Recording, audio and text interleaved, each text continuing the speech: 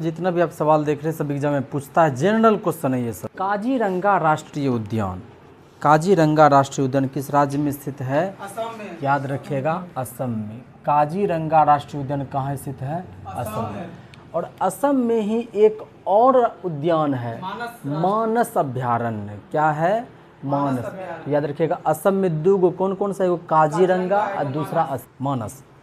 एगो और अभी तुरंत आप लोग पढ़े, डिगबोई भारत का सबसे प्राचीन तेल क्षेत्र, तेल उत्पादक क्षेत्र है। कहाँ स्थित है डिगबोई? वो भी असम में स्थित है। और ये अब एग्जाम में पूछता है, बताइए ये जो काजीरंगा राष्ट्रीय उद्यान है ये किस चीज़ के लिए प्रसिद्ध है? एक सींग वाला गेंडा। किसके लिए? एक सींग वाला गेंडा। फिर से, काजीरंगा राष्ट्रीय उद्यान कहाँ स्थित है? असम में। मानस अभ्यारण्य कहाँ स्थित है? असम में। बताइए तो काजीरंगा राष्ट्रीय उद्यान किस चीज़ के लिए प्रसिद्ध है? एक सींग वाला गेंडा के लिए प्रसिद्ध है। उसके बाद है पुष्कर झील। पुष्कर झील किस राज्य में स्थित है? राजस्थान में।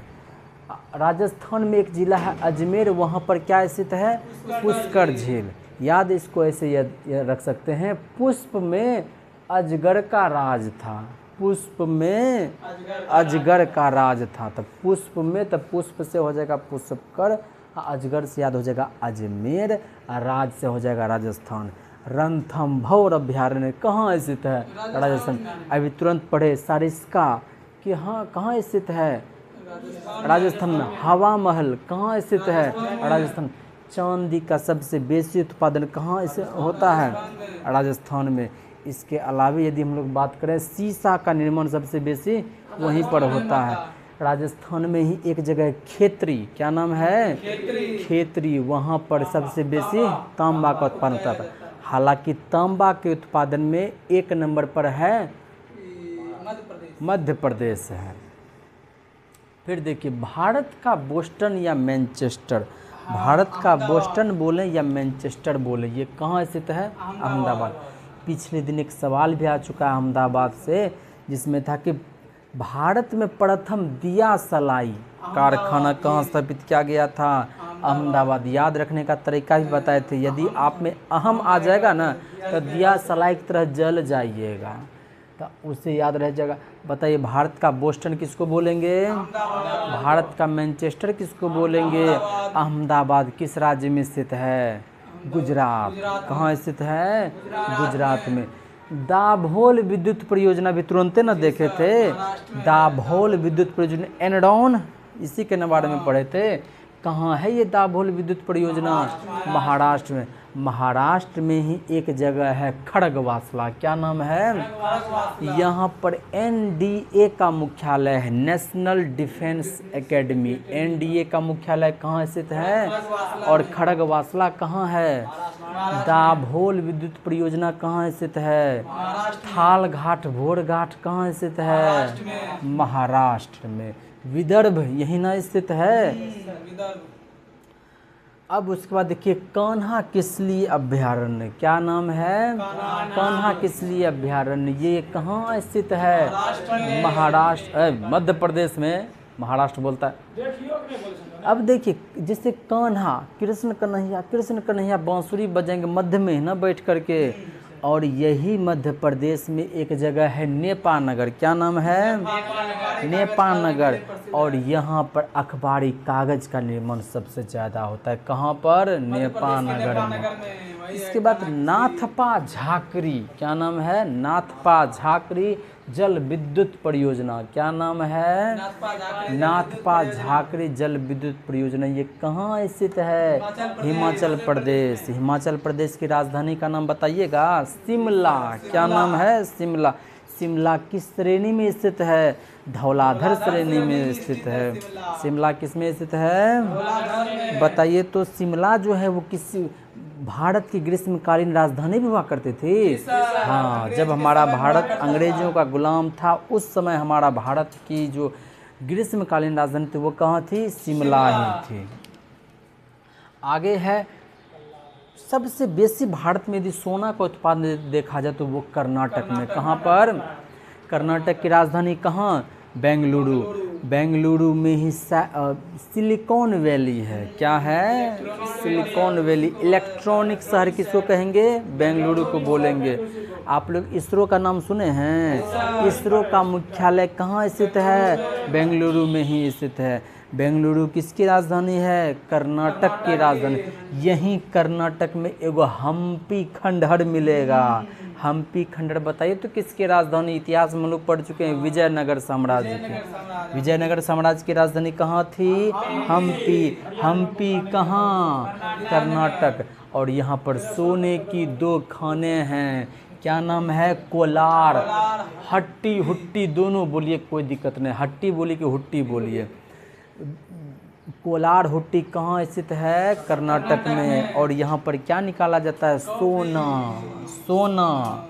इसके अलावा एगो आंध्र प्रदेश में रामगिरी है, वहाँ पर भी सबसे वो सोना ही निकाला जाता है। इसके अलावे कर्नाटक में इलेक्ट्रॉनिक शहर कहते हैं किसको? बेंगलुरु को। और इसी कर्नाटक में सबसे बेसी उत्पादन किसका होता है? कॉफ़ी का। किसका होगा? कॉफ़ी पिला पिला करके लगले रखता है काम में। चंदन की लकड़ी सबसे बेसी वहीं पर उत्पादन होता है, चंदन का वन।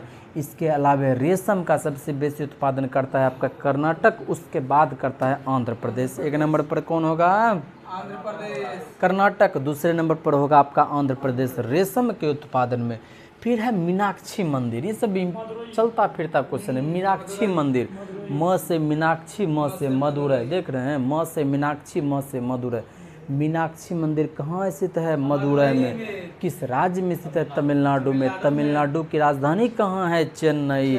शिवराय पहाड़ी कहाँ स्थित है? चेन्नई। कोडईकनाल जो है किस घाट का हिस्सा है?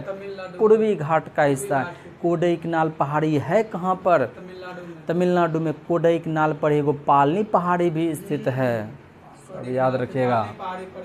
फिर देखिए, सिलिकॉन वैली किसको बोलेंगे? बेंगलुरु को। इलेक्ट्रॉनिक शहर किसको बोलेंगे? बेंगलुरु। लेकिन यहीं पर जाएगा साइलेंट वैली। देख रहे, सिलिकॉन वैली बेंगलुरु, और साइलेंट वैली को इधर न पहुंचा दीजिएगा।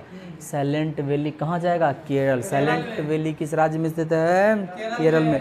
इसी साइलेंट वैली को कहते हैं, साइलेंट का हिंदी में शांत न रहता है, मौन घाटी। कहाँ स्थित है? साइलेंट वैली कहाँ स्थित है? बेंगलुरु में।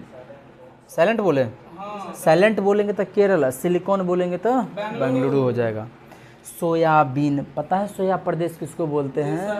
किसको? मध्य प्रदेश को। सोया प्रदेश किसको बोलते हैं? मध्य प्रदेश को बोलते हैं।